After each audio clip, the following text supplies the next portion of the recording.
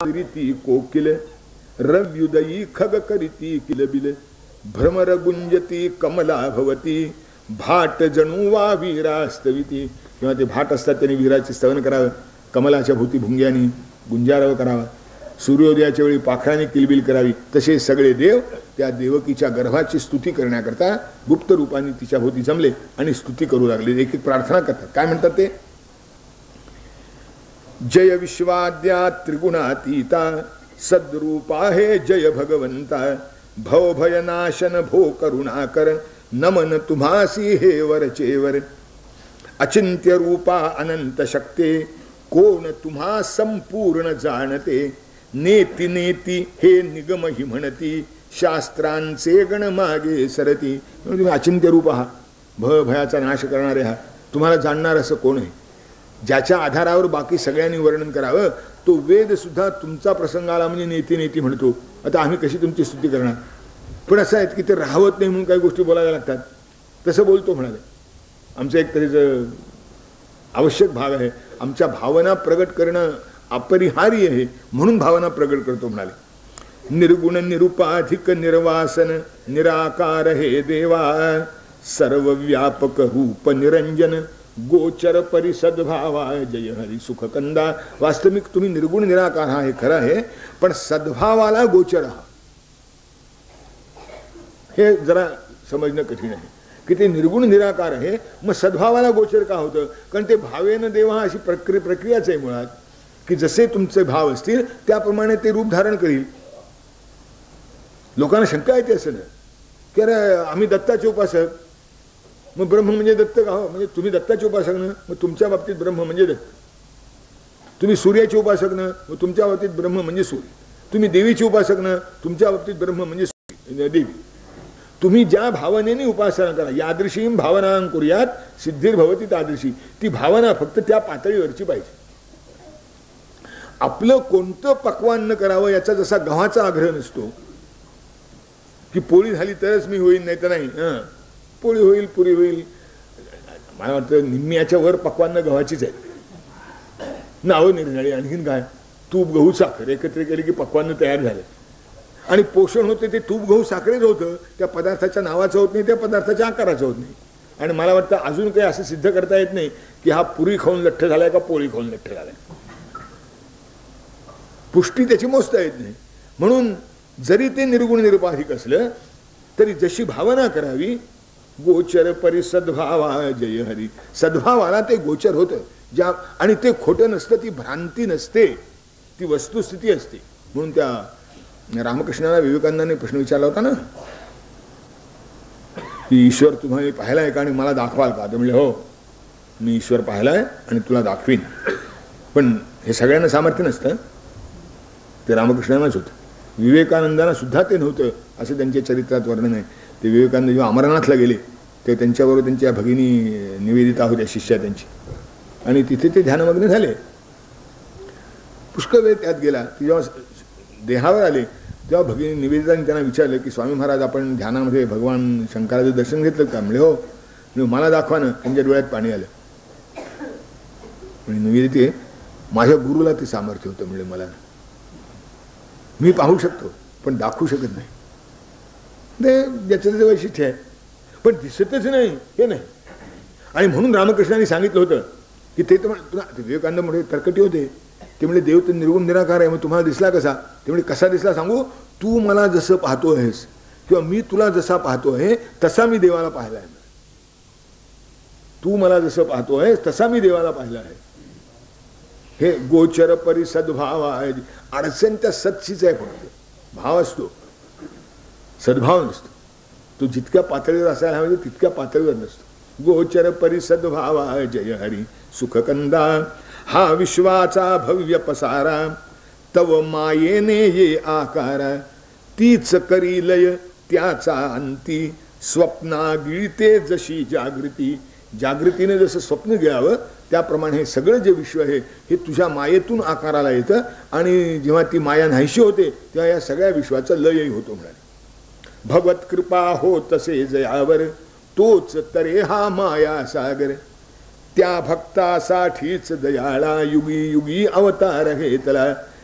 मम माया दुरत्यया मामेव ये प्रपद्यन्ते मायामेतांतरंती ते असं गीता म्हणते.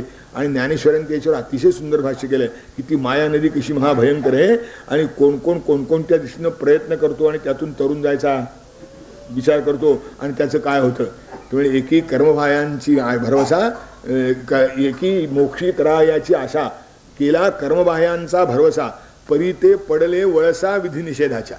त्यामुळे कर्माच्या रूपाने आम्ही या तरुण जाऊ म्हणतो ते विधी निषेधाच्या भोवऱ्यात तिथेच गुंतले म्हणाले, त्यातून बाहेर पडूच शकत नाहीत. मग येथ एकची लीला तरली, या मायासागरातून तरुण जाणं फक्त एकालाच शक्य होतं. येथ एकची लीला तरले जे सर्व भावे मज भजले. ह्या माणसाला मोठी वाईट खोड आहे बघा. नुसतं भावाने भजलं म्हणावं की नाही. जे सर्व भावे मज म्हणजे जे आम्हाला शक्य नाही तेवढी अट घालून ठेवायची. मग सोपं झालं कशाला म्हणतात कोणाला. भावानं भजणं शक्य असतो भाव माणसाच्या अंतःकरणामध्ये, पण सर्व भावाने भजणं नसतो शक्य. आता 2 तास 3 2 दिवस 4 दिवस 5 दिवस 8 दिवस 15 दिवस महिना 2 महिने इथपण जेमतेम टिकतं. त्या 2 महिन्यात काय काय होतं ती गोष्ट नाही राहिली. तेव्हा भाव नसतो असं नाही, भाव खरंच असतो, पण तो सर्व भावे म्हणजे भजले होत नाही. आणि हे तर म्हणतात सर्व भावे म्हणजे भजले, आणि असा जो सर्व भावानी भजतो त्याचं आईलीच थडी सरले माया जा. आता माया ओलांडून पलीकडे जाणं नाही, अलीकडच्या काठावरच माया संपून जाते. म्हणा भवत कृपा हो तसे जयावर तोच तरे हा माया सागर. त्या भक्तासाठीच दयाळा युगी युगी अवतार घेतला. पुनः पुन्हा हे सादर वंदन तव चरणासी असो दयाघन. सदा आम्हावर कृपा असावी अन्य कोणती आसन जीवी. आमच्यावर तुम्ही कृपा असावी म्हणाले. आपली कृपा असणे म्हणजे सगळं आहे, इतर काही इच्छा नाही आमची. मोठी प्रार्थना केली जाईल असं आहे. हीच प्रार्थना सगळ्यात मोठी. आता कृपा असल्यावर बाकीच्या गोष्टी मागायच्या कशाला, त्या आपोआप तुम्ही घ्या. देव पाठीशी उभा राहिला म्हणजे तू असं कर असं म्हणायचं काय कारण आहे. देव पाठीशी उभा राहिला की योग्य गोष्टी तो करतोच. कारण ते बालकाची भूक मातेला लागे म्हणतात. मुलाला कळत नाही पण आईला कळतं की नाही. पण माणसाला भरोसा नसतो, त्याला वाटतं कोणा ठेवायच्या लक्षात येते की नाही, आपणच मागून घ्यावं.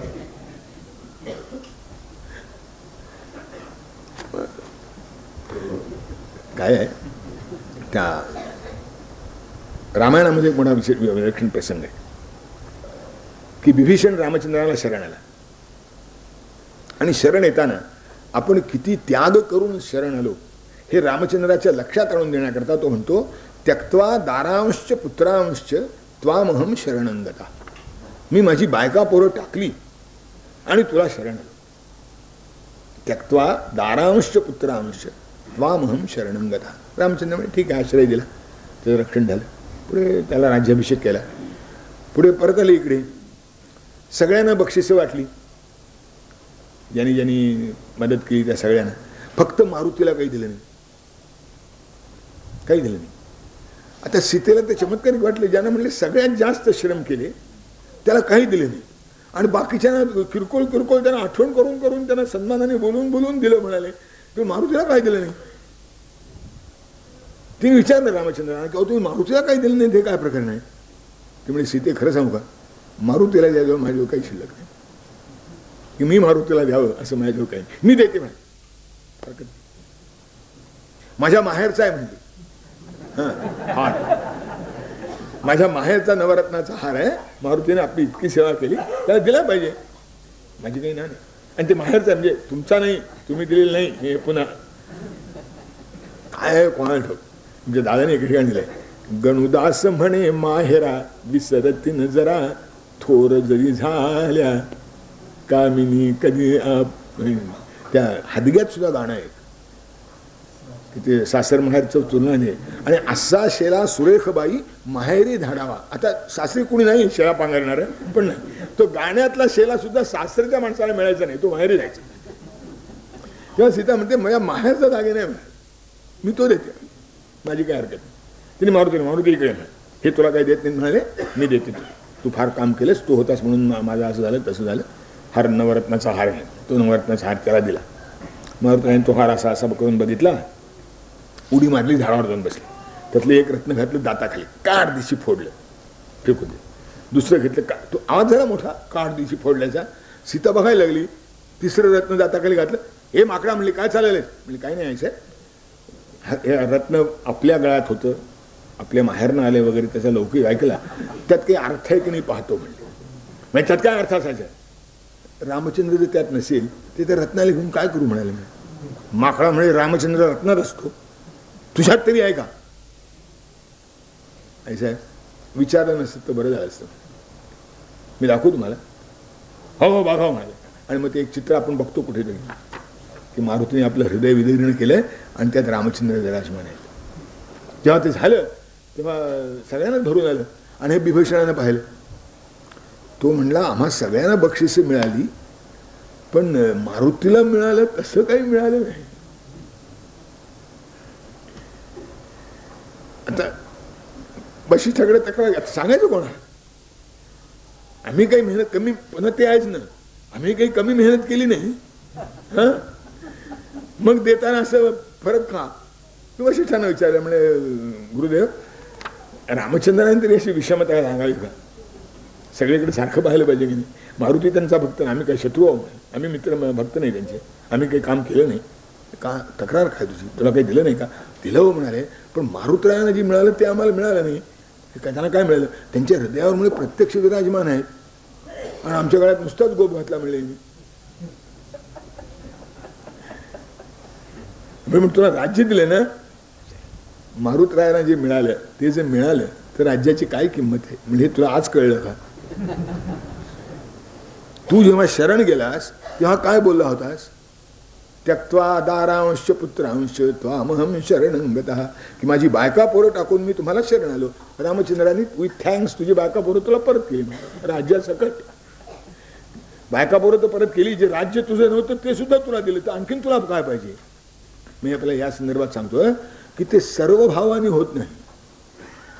कुठेतरी आमचं रिझर्व राहतच शिल्लक. काय मोह होतो कोणाला, आणि तिथे ते सर्व भावाने झाल्याशिवाय पोचत नाही. त्याला काय करा. जसं ते टेलिफोन नंबर नेमका लागला पाहिजे ना.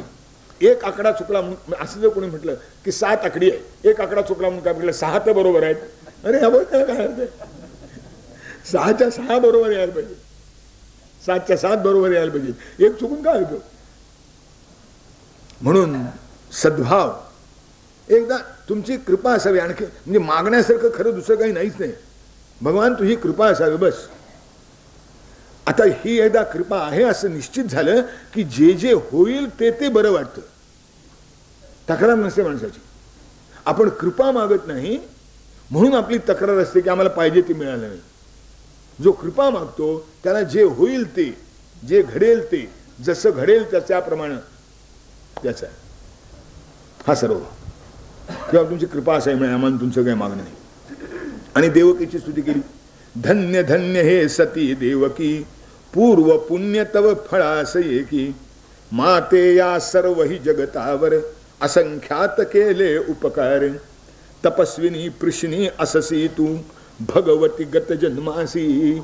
मागिलसे मागितलेसी श्री विष्णूसी, ये माझ्या उदरासी जय हरी सुखकंदा. मागच्या जन्मी तू तपस्विनी कृष्णी होतीस म्हणाले. हजारो वर्ष तू तपश्चर्या केली होतीस, भगवान प्रसन्न झाले. पण तू अशी आमच्यावर कृपा करणारी आहेस की तू मोक्ष मागून घेतला नाहीस. तू म्हणालीस की तू माझा पुत्र हो. भगवान प्रसन्न झाल्यानंतर म्हणजे शेवटी एक मायेचंच आवरण तू स्वीकारलंस की तू आमच्याकरता स्वीकारलंस म्हणाले. तू हे तुझे उपकार आहे. जर तू ते मागितलं नसतंस तर भगवान कसे आले असते. कारण भगवंतानी येण्याकरता त्या योग्यतेचं कोणीतरी पाहिजे की नाही. त्यांनी यावं कोणाच्या आधारावर. वचन तुला ईशाने दिधले, आज पहाते खरे जाहले. ब्रह्मांडातही जो न मावला, तोच तुझ्या उदरात राहिला. सगळं ब्रह्मांड ज्याने व्यापलं आणि तरी सुद्धा अत्यतिष्ठ दशांगुलम म्हणायचा प्रसंग आला, तो तुझ्या उदरामध्ये राहिला. आता हे केवढं अलौकिक आहे मिळेल तुझं भाग्य. वेद जयाचे यश गुण गाती, जती तपीजा शोधित फिरती. जो साऱ्या विश्वाची जननी, त्याची ही तू जन्मदायिनी. जो सगळ्या विश्वाची जननी आहे त्याची तू जननी झालीस, त्याची ही तू जन्मदायिनी. भयनाशन तव उदरी असता, कोणाचे भय तुला न आता. वंद्य सेव्य तू सर्वासी आम्हा विषयी हो वत्सल हृदयी. तेव्हा आमच्याविषयी तुझं वात्सल्य थोडं आमच्याही वाट्याला येऊ दे म्हणाले. परमेश्वराची तू माता आहेस, आता तुझं आणखीन काय वर्णन करावं. आता कोणाचं भय तुला असण्याची शक्यताच नाही. आणि असं मोठ्या कौतुकाने देवकीचं स्मरण करून तिला नमस्कार करून वधून या परी सकल देवते सती देवकी चरणी प्रेमे मस्तक ठेवून गेले परतून या स्वस्थानी जय हरी सुख कंदा. मोठ्या प्रेमाने देवकीच्या चरणावर मस्तक ठेवलं. देव परत गेले. देवकी सजो मास आठवा लागला न लागला असेवा ईश म्हणे तो घ्यावे जनन सामान्य नियमाचे बंधन.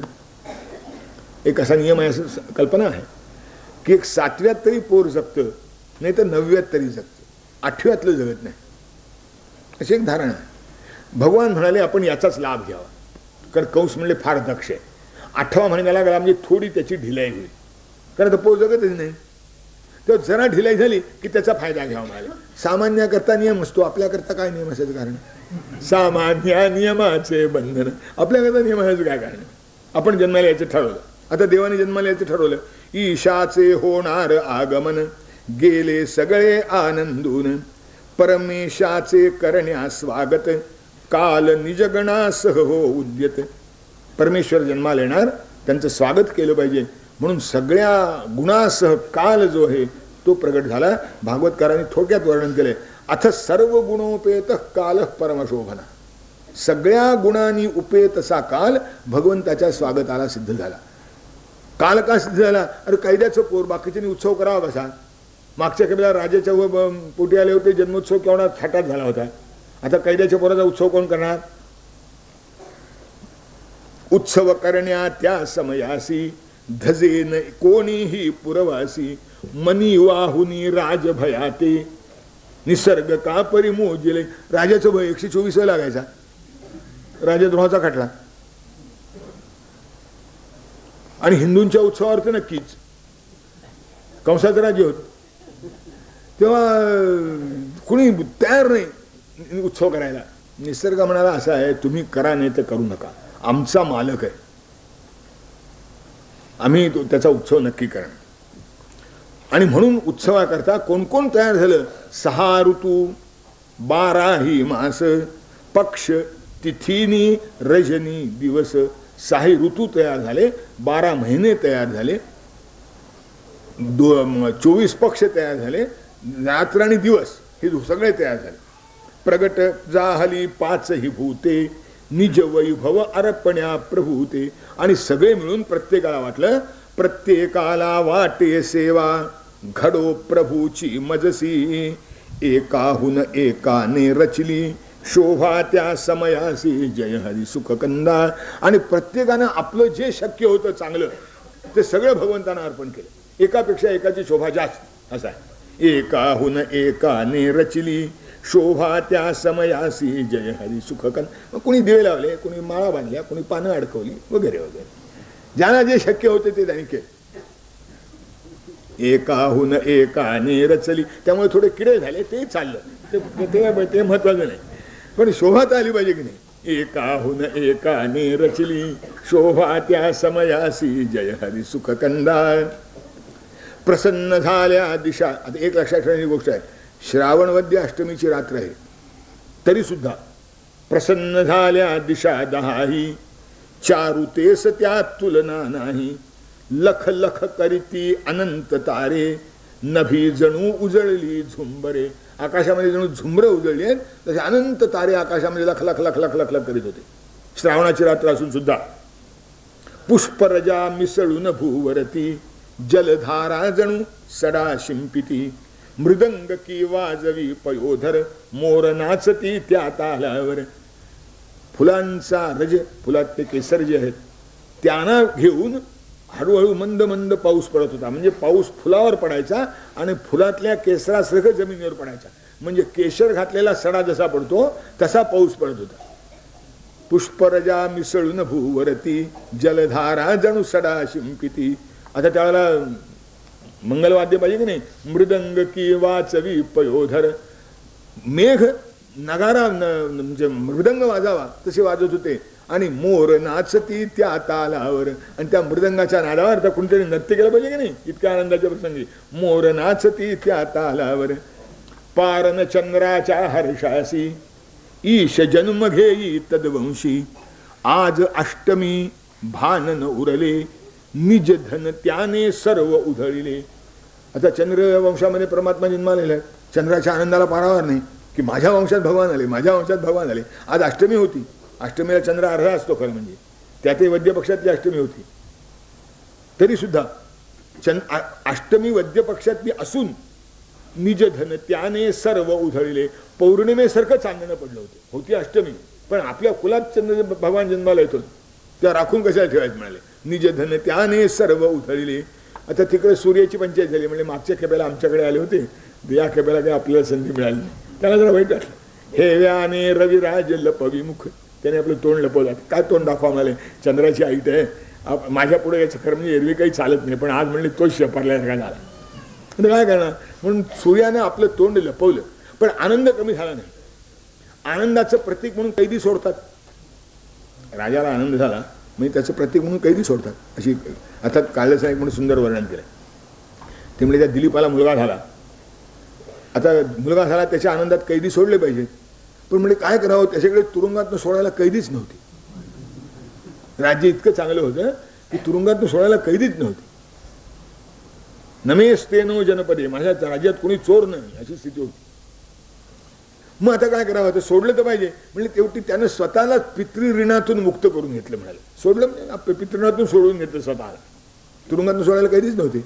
म्हणजे अर्थ असा आहे की असा आनंद झाला म्हणजे ज्यांचे कैदी असतील त्यांनी सोडायचे असतात. त्या सूर्याने आपले कैदी सोडले. म्हणजे कोणते, कमळामध्ये भुंगे अडकले होते ते सूर्याची कैदी आहेत.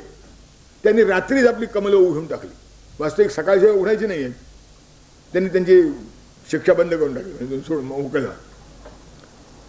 हेव्याने रविराज लपविमुख, परित्यासही झाला असे हरिख, कमल बंधना करून मोकळे, त्याने बंदी भ्रमर सोडिले. कमळ विकसित झाली रात्री आणि सगळे भुंगे मोकळे झाले. गुंजाराव काही हिंडू लागले ते सुद्धा. लता बहरल्या रम्य फुलानी, सुगंध भरला पानो. फुलांना इतका सुगंध आला की पानामध्ये सुगंध प्रगट हुआ. सुगंध भरला पानो पाणी, वायू संगे तोच झाडीला, अर्पण करण्या भगवंताला. त्या लता वृक्ष म्हणाले आम्ही स्थावर आहोत, आम्हाला काही हलता येत नाही. भगवंताची आज्ञा कशी मोडायची, जागा आम्ही सोडू शकत नाही. पण वायुदेवा तुम्ही चाललेच आहात, आमचा एवढा सुगंध घेऊन जांभले बरोबर.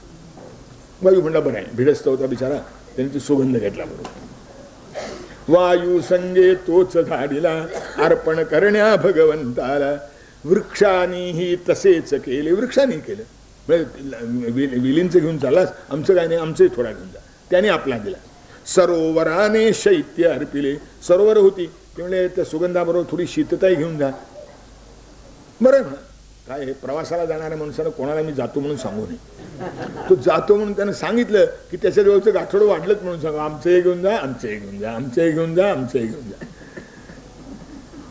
त्याला नाही म्हणता येत नाही, देणारा संकोच नसतो. आता वारू बिचारा सज्जन, त्यांनी ती याचा सुगंध घेतला, त्याचा सुगंध घेतला, त्याचा सुगंध घेतला. त्या सरोवरानं शीतता अर्पण केली, ती घेतली. त्याचे इतुके ओझे झाले की तो वायू हळूहळू चाले. त्याला जोराने चालता येईना बिचाऱ्याला. ते इतकं सगळं ओझं घेतल्यामुळं त्याला हळूहळू चालावं लागलं. मंद मंद वायू वाहत होत. फलभारे लवलेल्या वृक्षी, किलबिलती मधुपक्षी, लक्ष्मीची मंदिरे विकसली, सरोवरांच्या कुक्षी, जय हरी सुखगंगा. फलभाराने नम्र झाले. आता फलभार आले कसे, मी आपल्याला सांगितलं 6 ऋतू आहे. प्रत्येक ऋतूतलं वैशिष्ट्य प्रगट झालं. त्या कमल विकसित झाली आहे, फळं आली आहेत, त्याच वेळेला फुलंही आहेत. अर्ध्या बाजूला फळं आहेत तर अर्ध्या बाजूला फुलं आहेत. सगळं आम्रतरुसी मोहर आला. वसंत ऋतू सारखा. मंजुळ गाती वरी कोकिळा, गुंजारव करिता ती मधुकर, वनदेवीचे जणुका नूपुर. वनदेवीच्या पायातले पैंजण वाजावे त्याप्रमाणे ते भुंगे गुंजारव करीत होते. नद्या नद्यांना पूर लोटला. नद्या नद्यांना पूर आला होता वर्षा ऋतू सारखा. हो त्या परिसर्व ही निर्मला. शरद ऋतू सारख्या. शरद ऋतूत पूर नसतो, वर्षा ऋतूत निर्मळ नसतात. इथं दोन्ही प्रगट झालं. नद्या नद्याना पूर लोटला होत्या परिसर्वही निर्मला असं त्या म्हणाले. कुलकन्येचे संपदेतही शुचित्व विलयासी नच जाई. जी कुलवती आहे ती जरी संपत्ती तिला प्राप्त झाली तरी तिच्या विनयादी गुणांना कधी बाधा येत नाही. शुचित्व विलयासी नच जाई. मांगल्याने न्हाली अवनी चंदन चर्चित दिसे यामिनी. जणू संबंध रात्र तिच्या अंगाला चंदन लावलंय असं वाटत होतं. चंदन चर्चित दिसे यामिनी. नवीच शोभा स्थला स्थलाये प्रसन्न झाली सज्जन हृदये. प्रत्येक सृष्टीच्या अंशाला नवीच शोभा स्थला स्थलाये. प्रत्येक अंश सौंदर्याने असं उमळून आल्यासारखा झाला होता. जिकडे पाहावं तिकडे सौंदर्य, जिकडे पाहावं तिकडे सौंदर्य. नवीच शोभा स्थला स्थलाये प्रसन्न झाली सज्जन हृदये. इतकंच नाही, कुंडातील विप्रांचे अग्नी प्रदीप्त झाले शांतपणाने. ब्राह्मणांचे कुंड प्रत्येकाचे अग्निहोत्र असे जाळला, प्रत्येकाच्या घरी अग्निहोत्र होतं. त्यांच्या कुंडातले अग्नी इंधना वाचून प्रदीप्त झाले पण ज्वाळा भडकलेल्या नव्हत्या, शांत तेवत होत्या. कुंडातील विप्राचे अग्नी प्रदीप्त झाले शांतपणाने. स्वर्गी दणदण झडे नगारा देव वर्षती सुमसंभारा. स्वर्गामध्ये देव नगारे वाजत आहेत, फुलांचा वर्षाव देव करत आहेत. गंधर्वाचे सुस्वर गायन नृत्य अप्सरा करीती. पावित्र्यासह आनंदाने वातावरणे भरती. जय हरी सुखकंदा. मोठी विचित्र सुंदर वेळ होती, अद्भुत काम होतं सगळं. सत्य सत्य तो बहुशुभ काल जे मांगल्याचे ही मंगल. सौंदर्याचे रूप मनोहर होते आता अवतरणार. कृष्ण अवतीर्ण होणार होते. म्हणजे काय काय अवतीर्ण होणार होते. जे मांगल्याचे ही मंगल. मंगलालाही ज्याच्या स्पर्शाने आपण अधिक मंगल झालो असं वाटावं असं रूप प्रगटणार होते. सौंदर्याचे रूप मनोहर. सौंदर्याचंही सौंदर्य जे आहे, सौंदर्याचंही मनोहर रूप आहे. मी आपल्या मागे सांगितलं होतं की सौंदर्य असतं पण ते अवयवांच्या आकारावर अवलंबून असतं आणि त्यांचा एकमेकाशी जो मेळ असतो त्यातून जे प्रगट होतं त्याला लावण्य म्हणतात. ते थोडं फरक आहे. आणि कदाचित मला वाटतं असं वाटतं की ते लावण्य शब्द जो आहे ना तो लवणावरनं आला असावा. लवणस्य भाव हा लावण्य. पदार्थाला चव कशाने मला सांगा. बाकी सगळं घातलं आणि मीठ विसरलं तर कसं होतं. आणि नुसतं थोडं मीठ असलं, अर्थात ते प्रमाण असलं पाहिजे मात्र, नुसतं थोडं मीठ असलं तर बाकी काही लागत नाही. म्हणून ते लावण्य आणि सौंदर्य थोडे एकमेकापेक्षा थोडे वेगळे आहेत. सुंदरता ही आकाराने मोजता येते. डोळे मोठे आहेत, नाक सरळ आहे, कपाळ उंच आहे वगैरे वगैरे. लावण्याला सांगता येत नाही पण ते डोळे नाक कपाळ इतकं एकमेकाशी मिळतं जुळतं असतं की त्या प्रेक्षणीयपणा येतो आणि बघतच राहावं असं वाटतं. हे जे बघत राहावं असं जे वाटतंय ना ते सौंदर्याचे रूप मनोहर होते आता अवतरणार. प्रगटणार वेदांचे हृदगत. वेदांना जो अभिप्रेत अर्थ आहे तो आता प्रगटणार होता. जो वेद मंत्र म्हणणाऱ्याला कळत नाही, तुकाराम महाराजांनी म्हटलंय वेदाचा तो अर्थ आम्हासीच ठावा इतरांनी व्हावा भार माथा. मला वाटतं याच्यापेक्षा वाईट शब्द काय असू शकत नाही. इतरांनी नुसतं ओझं घ्यावं म्हणलं आपल्या अंगावर. आणि ते कशाच्या संदर्भात आलंय. यथा खरश्चंदन भारवाही भारस्य वेत्ता न तु चंदनस्य. त्यामुळे गाढवाच्या पाठीवर चंदनाची लाकडं घातली, त्याला फक्त त्याचं ओझं जाणवलं, त्याच्या सुगंधाची जाणीव त्याला काय झाली नाही. तसे इतरांनी व्हावा भार माथा, त्यांच्या डोक्यावर नुसता भार आहे म्हणाले. अर्थ आम्हालाच माहिती आहे आणि तुम्हाला अर्थ काय कळला हो ते सांगतात. वेदू अनंत बोलिला अर्थ इतुकाची केला.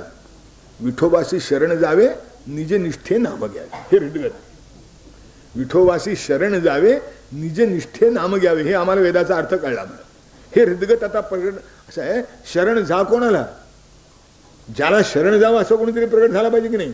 प्रगटणार वेदाचे हृदगत अथवा उपनिषदांचा अर्थ किंवा उपनिषदांचा जो अर्थ आहे तत्वमसी अहम ब्रह्मास्मी अयमात्मा ब्रह्म सर्वं खलविदं ब्रह्म प्रज्ञानम ब्रह्म.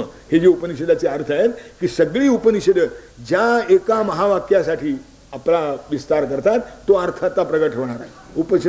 अथवा उपनिषदांचा अर्थ सकल ही शास्त्रांचे प्रतिपाद्य प्रत्येक शास्त्राने ज्याचं प्रतिपादन करावं किंवा प्रत्येक शास्त्र प्रतिपादन करता करता अंतिम क्षणी जिथे पोचतं ते जे स्थान आहे ते प्रगट होणार आहे.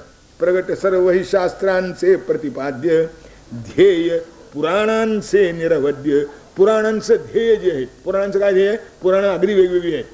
शिवपुराण निराळ आहे, विष्णू पुराण निराळ आहे, देवी पुराण निराळ आहे, गणपती पुराण निराळ आहे, सूर्यपुराण निराळ आहे. आणि ती सगळी पुराणं एका देवतेकरता बाकी सगळ्या देवतेची निंदा करणारी आहेत. अगदी चक्क. शिवपुराणामध्ये विष्णूची निंदा आहे, विष्णू पुराणामध्ये शिवाची निंदा आहे, देवी पुराणामध्ये सगळ्याच देवाची निंदा आहे. आणि प्रत्येक पुराणात आपल्याला असं आढळेल की सगळे देव पराभूत झाले आणि यांनी त्याला वाचवलं. सगळे देव हताश झाले, ते याला शरण आले आणि त्याला वाचवलं. आता हे काय प्रकरण आहे? एक शंकराला चांगलं म्हणतो, दुसरा विष्णूला चांगलं म्हणतो, म्हणजे त्यांच्यात काही पक्ष होते काय? तुम्हाला जे आवडतं ते चांगलं आहे आणि ते तुम्हाला शेवटपर्यंत येऊन पोचणार आहे. ज्याचं पकडलं त्याचा पक्ष सोडू नका. पक्षांतर बंदीचा कायदा नसताना सुद्धा, कारण त्याची काय थट्टा होते पाहिलंच आहे आपण, आणि त्याच्यावर काय गोंधळ होतो तोही आपण ऐकतो. जो मला वाटतं गोंधळ निर्माण होण्याकरताच कायदे करतात काय कोणाला. तेव्हा पुराणांचं ध्येय काय? तुमच्या मनाचं रंजन व्हावं, तुमच्या श्रद्धेला स्थिरता यावी, इतर नाना प्रकारे जी चंचलता येते याचं ऐकलं म्हणजे तसं करावंसं वाटतं, त्याचं ऐकलं म्हणजे तसं करावंसं वाटतं. तुमच्या श्रद्धेवर तुम्ही स्थिर राहिलं पाहिजे. याकरता त्या त्या देवतेची पुराणांची स्तुती असते. त्याचं ध्येय एकच की रुचीनाम वैचित्र्याद रुची कुटिल नाना पथजुषाम निर्णामे को गम्यस्त्वमसी पयरसा मरणवैव. तेव्हा पुराणांनी सांगितलेलं असतं ते की तुमची जी आराध्य देवता असेल तीच सर्वस्व माना आणि तिच्याकरता जे करायचं असेल ते सगळं करा. तिच्याकरता ते करणं हे म्हणजे सगळ्या देवाचं आहे. सर्वदेव नमस्कारः केशवं प्रतिगच्छेद्धयाच्युतमच्छति तस्य तस्याचलां श्रद्धां तामेव विदधाम्यहम्.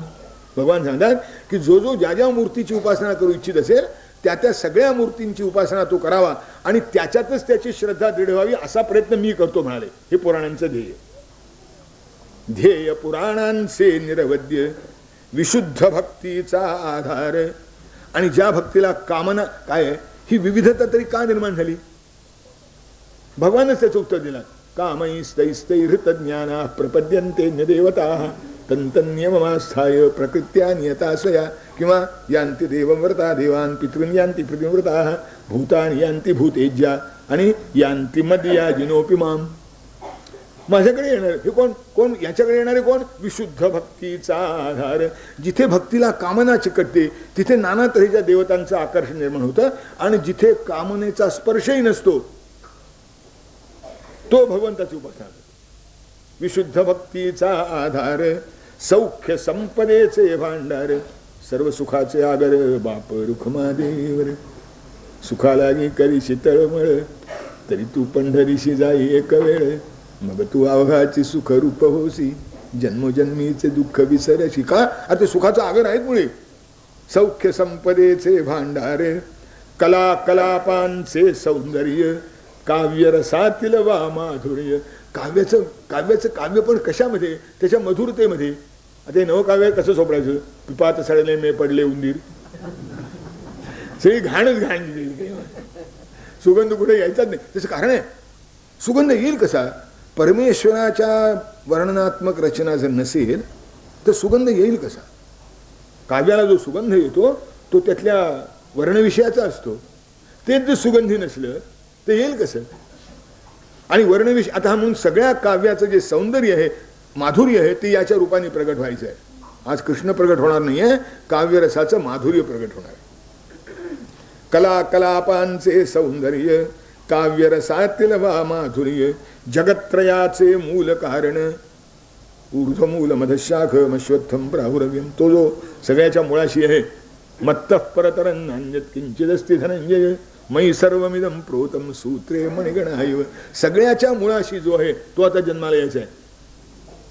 जगत्त्रयाचे मूल कारण संत सज्जनांचे वा जीवन योगाचे सामर्थ्य महत्तर तत्वज्ञानाचे वासार. योगाचं अत्यंत श्रेष्ठ जे सामर्थ्य आहे ते प्रगट व्हायचं आहे.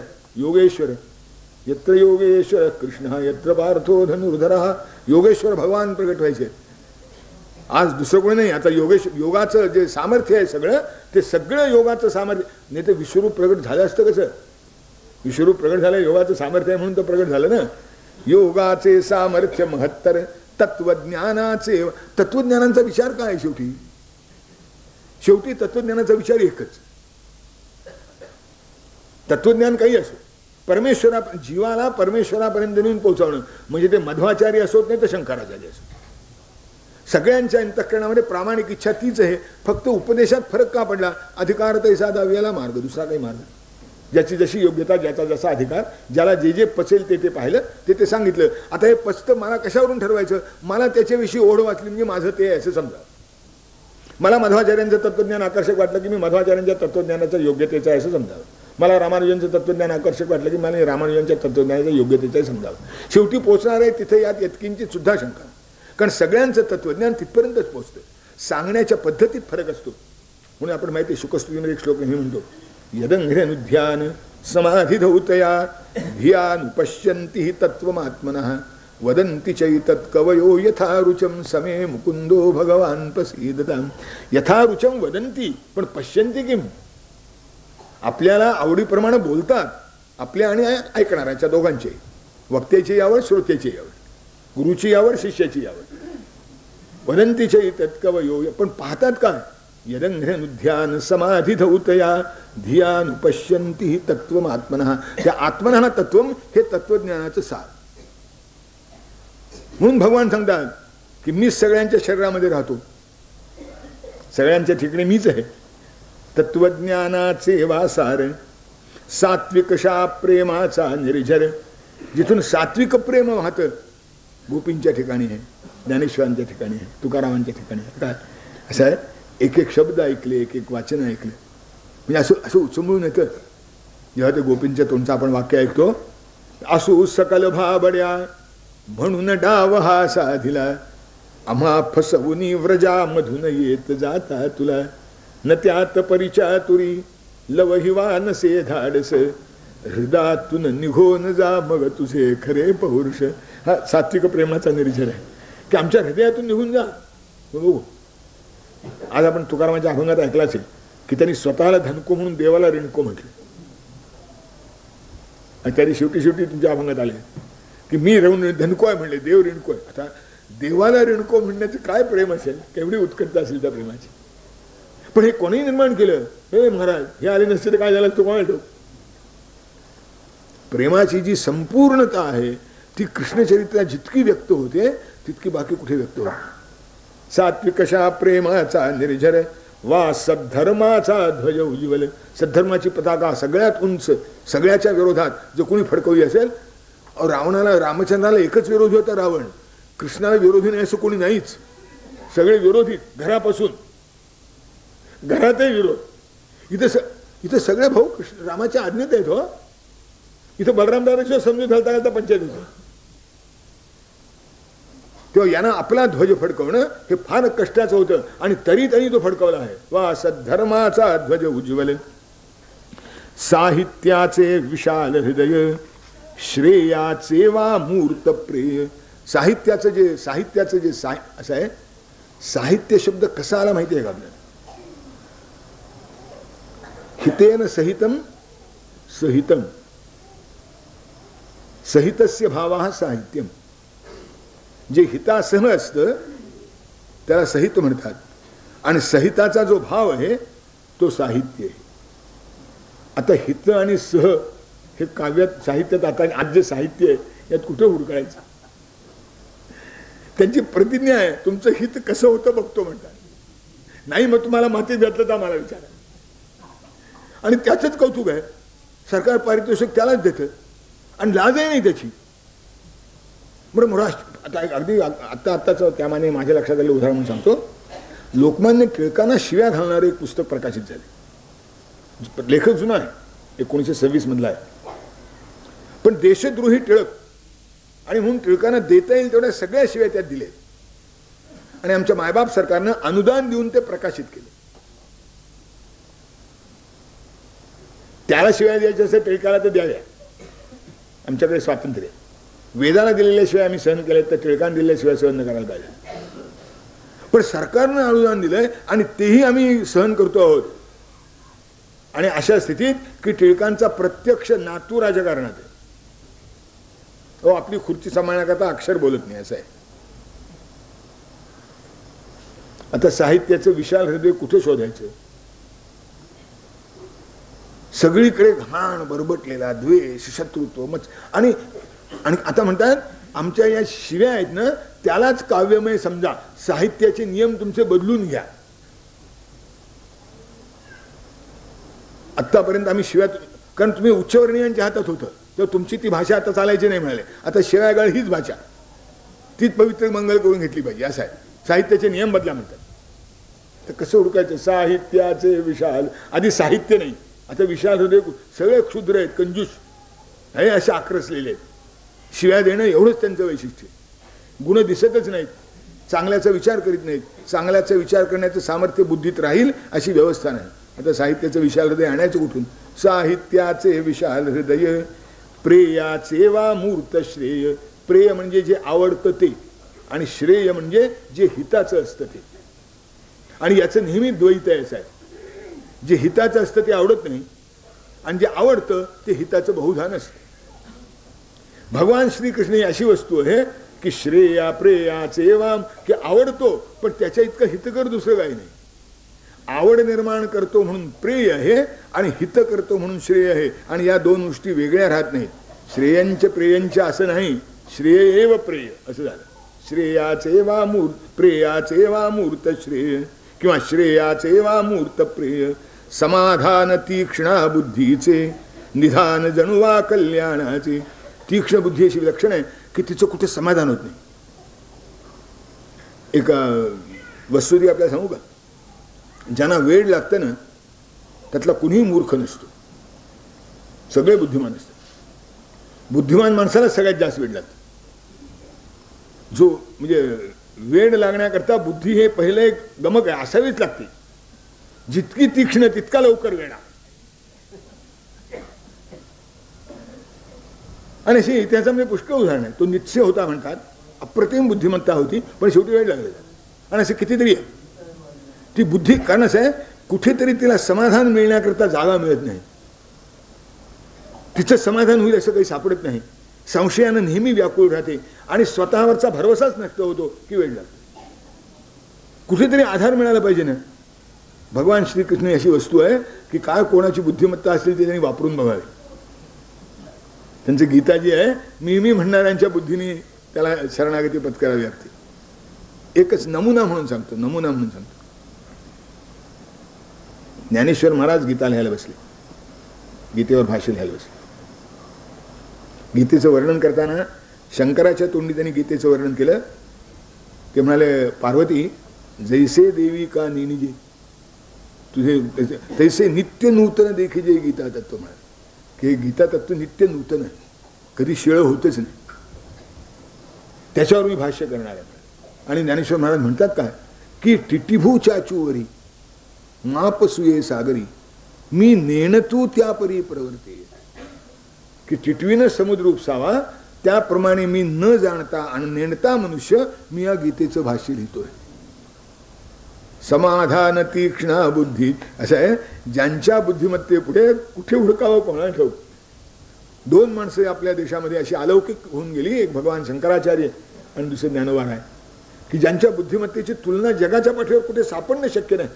काय प्रकांड पांडित्य आणि बुद्धिमत्ता असली पाहिजे. पण त्यांच्याही हृदयामध्ये या कृष्णाविषयी विलक्षण प्रेम आहे. शंकराचार्य खरे म्हणजे अद्वैती, त्यांना कृष्ण म्हणजे कोण? श्रियाश्लिष्टो विष्णू स्थिरचर गुरुर्वेद विषयो ध्यान साक्षी शुद्धो हरिरसुरहंताब्जनयनः गदी शंखी चक्री विमल वनमाली स्थिर रुचि शरण्यो लोकेशो मम भवतु कृष्णोक्षी विषय. की कृष्ण माझ्या डोळ्याला दिसो. समाधान तीक्ष्ण बुद्धीचे. तरवारीच्या धारेसारखी बुद्धी आहे, पण तरी सुद्धा तिला कृष्ण दर्शनाची लालसा आहे. तरवारीच्या धारेसारखी बुद्धी आहे, पण श्रीकृष्णाच्या वाक्याचा अर्थ करतो म्हटलं तर घाबरल्यासारखं होतं. ही नम्रता आहे, हा विनय आहे. पण त्या विनयाचं कारण काय? तो तिथे समाधान तीक्ष्ण बुद्धीचे. त्या तीक्ष्ण बुद्धीचं समाधान करणारा भगवान जन्माला येणार आहे. निधान जणुवा कल्याणाचे, सगळं कल्याण जणू एकत्र साठवलं आहे. निधान जणुवा कल्याणाचे, सुदैव साऱ्या सोमकुलाचे, पूर्व पुण्य की वसुदेवाचे. सगळ्या सोमकुलाचं चंद्रवंशाचं सुदैव आणि वसुदेवाचं सगळं होतं नव्हतं ते सगळं पुण्य, हे सगळं मिळून आता प्रगट होणार. वेळ कोणती आहे?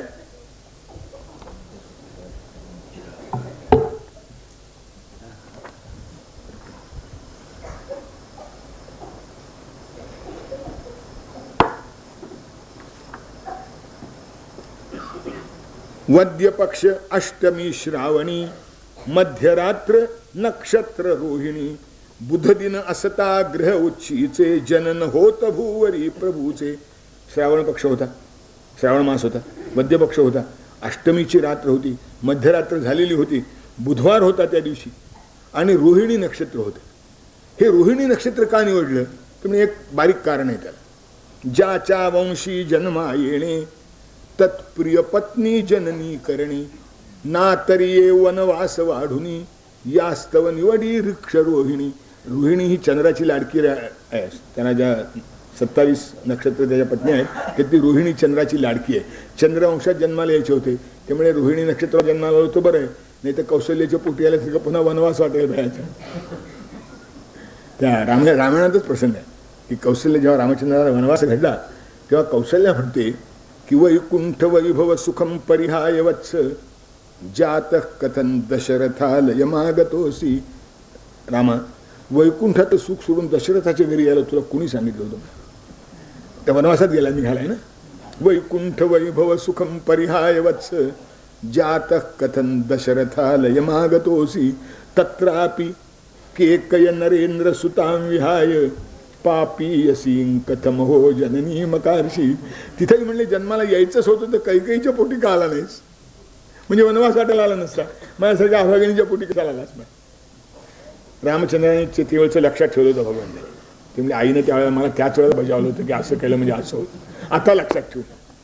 म्हणून ज्याच्या वंशी जन्मा येणे, तत्प्रिय पत्नी जननी करणे, ना तरी ये वनवास वाढुनी, यास्तव निवडी वृक्ष रोहिणी.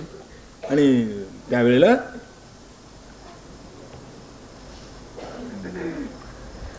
कुंदरदन अरविंद वदन शतचंद मदन समचारुतरा, पीतांबर धृत कंबर माला अंबर कांती मुकुटधरा, चतुर्भुजा भास्वरा गोजिरी प्रियंकराजी भक्तांची, अशी देवकीची या समोरी प्रगटे मूर्ती श्रीहरीची. गोपाल कृष्ण कृष्ण जय कृष्ण कृष्ण जय कृष्ण कृष्ण जय कृष्ण जय कृष्ण कृष्ण जय कृष्ण कृष्ण जय कृष्ण कृष्ण जय कृष्ण जय कृष्ण.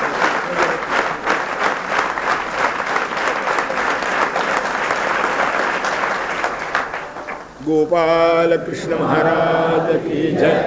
अष्टवर्षाची श्यामसुंदर बालमूर्ती चतुर्भुज मनोहर देवकीच्या समोर प्रगट झाली.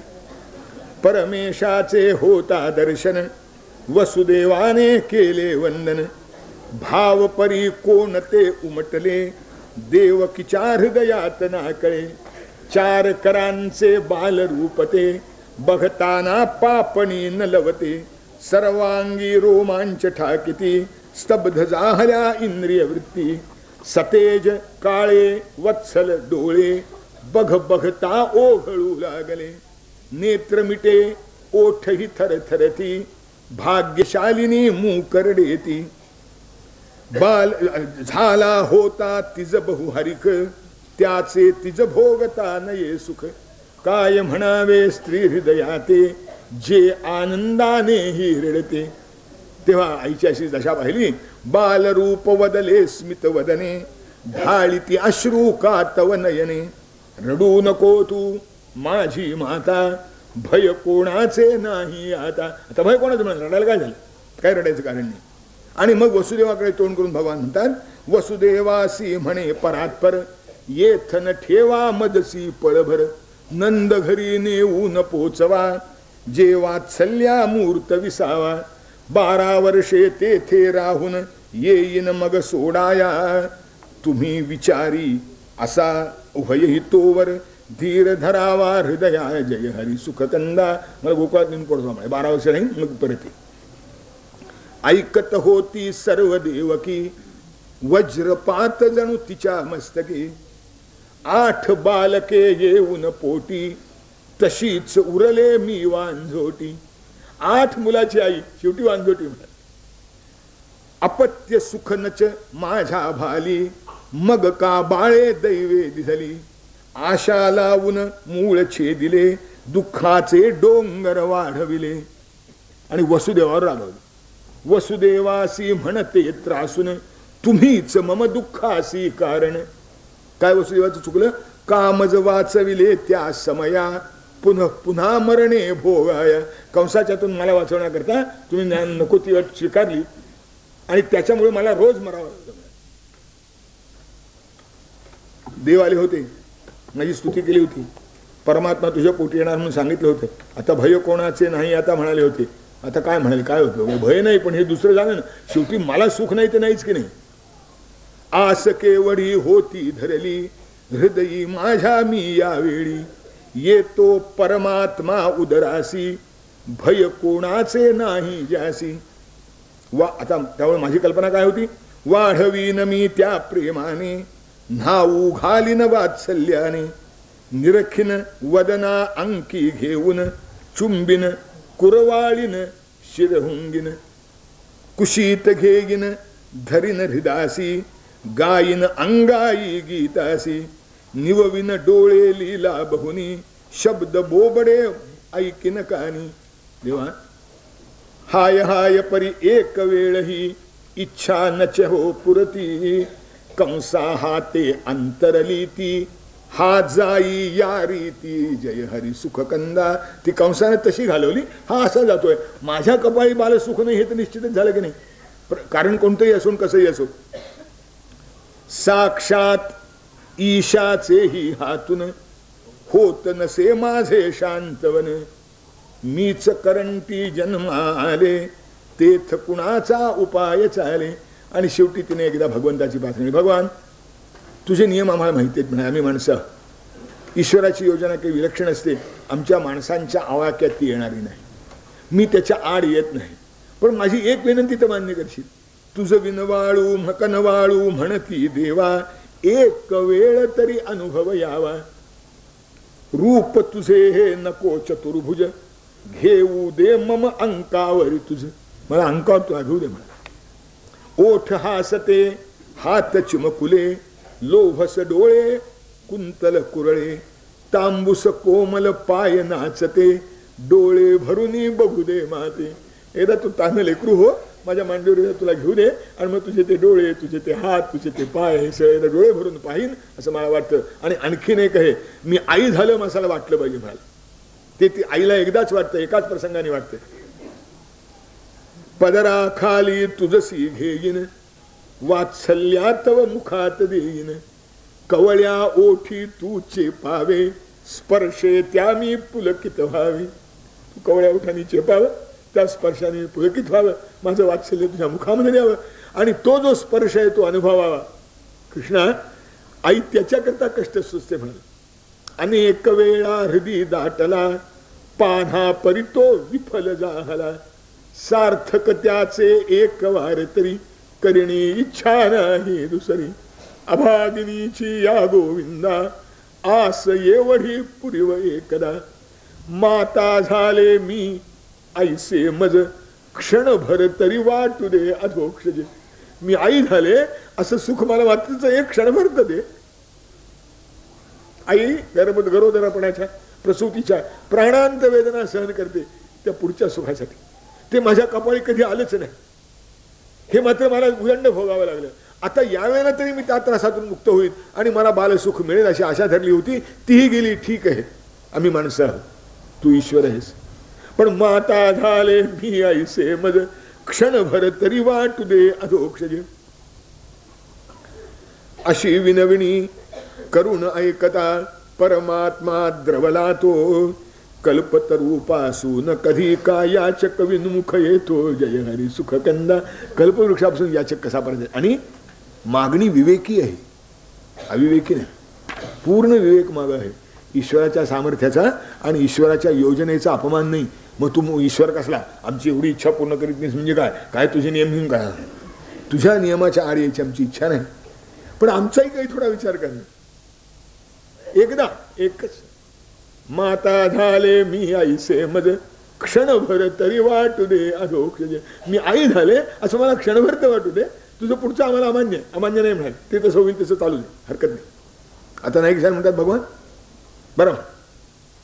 मूल उपजलेले हरी झाला सान लाल सर देह कोवळा लुक लुकता ती इवले डोळे गर्भजलाने जावळ ओले. गोपाल कृष्ण महाराज की जय. कृष्ण कृष्ण जय कृष्ण कृष्ण जय कृष्ण कृष्ण जय कृष्ण कृष्ण जय.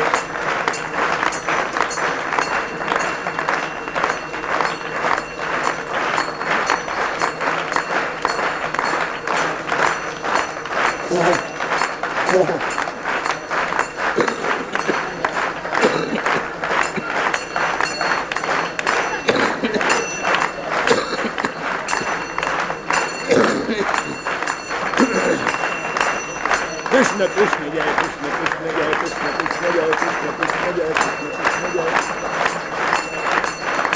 गोपाल कृष्ण महाराज की जय. कृष्ण कृष्णाचा आवाज मोठ्याने व्हावा आणि टाळ्या लहान असाव्या. तुमचं झालंय उलट, टाळ्यात मोठ्या आणि कृष्णाचं आवाज ऐकू येत नाही. कृष्ण कृष्ण जय कृष्ण कृष्ण जय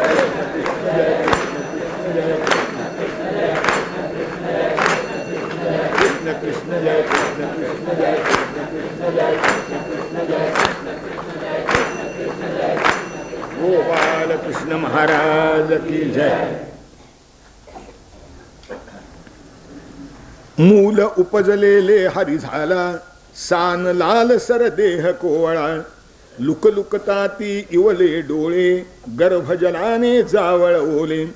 अशी उचलून त्या ते घेऊन अंकी निज हृदया लावीत देवकी करपाशी त्या करीते गोळा अधिऱ्या ओठी चुंबी गाळा.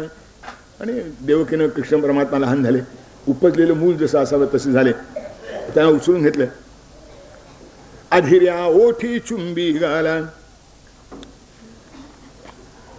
स्पर्श सुखद तो नाना रीती आसुसुनी अनुभवीत होती बालकास परिकुरवाळोनी तृप्त कधी का झाली जननी. शेवटी वसुदेवानी सांगून तिजसी गोष्टी चार शांत ऊन लव कष्टी अंतर टोपल्यात घेऊन मुलाला नंद घरा वसुदेव निघाला. मास 8वा होता म्हणून सावध कोणी नव्हते मध्यरात्र अंधारी त्यातून जागल कुठुनी असते जय हरी सुखकंदा. निखळून उघडी झाली दारे ओलांडून निद्रिस्त पहारे दबकत चाले चाहुल घेत भय सत्कृत्या खल राज्यात. पथी आडवी होती यमुना जलोद्धता उसळती भीषणा खळाळ बहु भवरे करितात वे ओघ वाहतो तीरा कापित गरजतसे लाटांचे तांडव आत विहरती मगरी कासव फोफावत ती वाहे यमुना दिग्विजया जणू निघते सेना निर्भय परी वसुदेव तशाकी नदीत शिरला वीर अनिकी. दुष्कर सांगा कृत्य कोणते पुत्र प्रेमा पुढे पित्याते घेऊन या टोपले शिरावर पाणी कापित जाई देव मस्तकी धरिल्यावर का अशक्य उरते काही जय हरी सुखकंदा. विस्मित होऊन बाहुबलाने वाट जणू दिधली यमुनेने प्रवाह उतरून ये तीरावर पथी चालता करी विचार स्नेही जीवलग नंद जरी मम करील का परी तो हे काम वाहून चित्ती राजभयाते नाही म्हणता करू मी का ते. राजभयाला वाहून जर नंद नाही म्हणाला की नको रे बाबा ही जबाबदारी माझ्यावर नको, हे व्हायला पाहिजे पण मी नको त्यात, असं जर आपल्या जातीप्रमाणे तो म्हणला, आपल्या जातीप्रमाणे म्हणजे नंदाच्या नव्हे हिंदूच्या, ते वसुदेव म्हणतो की नाही म्हणाला जर तो आपल्या हिंदूच्या जातीला शोभण्याप्रमाणे तर काय करायचं, काय करावे कसे कथावे पोर कसे हे संरक्षावे, चिंतित असता असे मनासी, येऊन पोचे नंद घरासी, कुडावरून शिरताच अंगणी.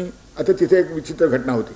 तेथे मूर्छित नंद कामिनी, नवजातार्भक मृतवत जवळी, बघून कल्पना मनी उदेली. त्याने जरा राजकारण करायचा विचार केला.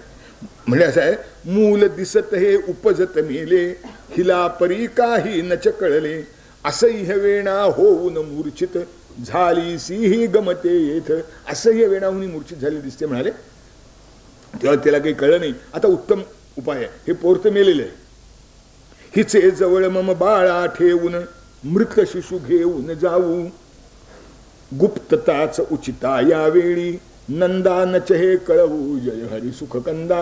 गुप्तता पाळली म्हणजे बरं, नाहीतरी षटकर्ण विद्यते मंत्र हा की जरा जास्त. त्यामुळे मौनम गुह्यामध्ये सगळ्यात चांगलं गुह्य कोणतं म्हणजे मौनम. कोणाला सांगितलंच नाही म्हणजे गुह्य आपोआपच राहतं. कोणाला तरी बोलण्यावर गुह्य कसं राहील हा विचार करायचं काय कारण आहे, ते राहतच नाही. मग गुप्तताच उचिता यावेळी, नंदा नच हे कळवू, जय हरी सुख कंदा. आपलेच समजून मम बाळ, वाढविल की तो स्नेहाळ. आणि मूल हे मेलेलं घेऊन गेलं म्हणजे कंसाची ही समजूत करिता, येईल मजसी परीतून जाता.